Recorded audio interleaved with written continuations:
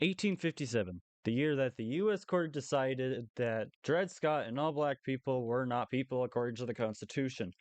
The year the Second Opium War started. The year Milton S. Hershey was born. And the year the Germans set up a trading post in Samoa. Oh, yeah. In case you didn't know, Germans had some stuff going on in the Pacific.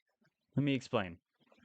In 1857, J.C. Godefroy and son from Hamburg, Germany, set up a trading post on the island of Samoa. Over the next 10 years, it laid out its first copra plantation. In case you're like me and have no idea what copra is, apparently it is the dried white flesh of the coconut from which coconut oil is extracted. Huh. Anyways, later in the 1870s, more trading posts were built across the Bismarck archipelago. Everything seems to be going great, right? Wrong. They went bankrupt. Why? I don't know. No one would tell me. A different company ended up taking their place in the Pacific region.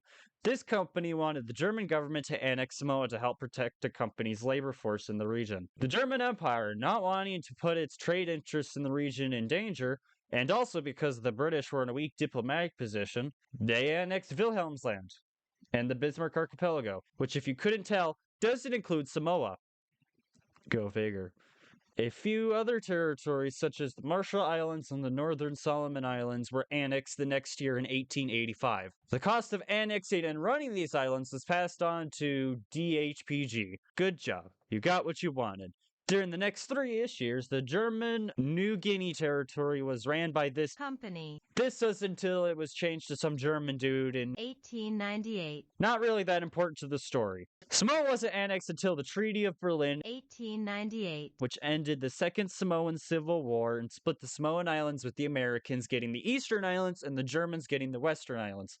Since the Spaniards had just lost the Philippines to the Americans in the Spanish-American War that same year, they decided they would sell the Carolines to the Germans for somewhere around 16 million marks, not adjusted for inflation. These treaties pretty much ended the German Empire's expansion in the Pacific region. Germany would keep these colonies until World War I, where they fought the Australians and German New Guinea and the Japanese in some of their other Pacific islands. Germany would be forced to give up these colonies following the Treaty of Versailles in 1919.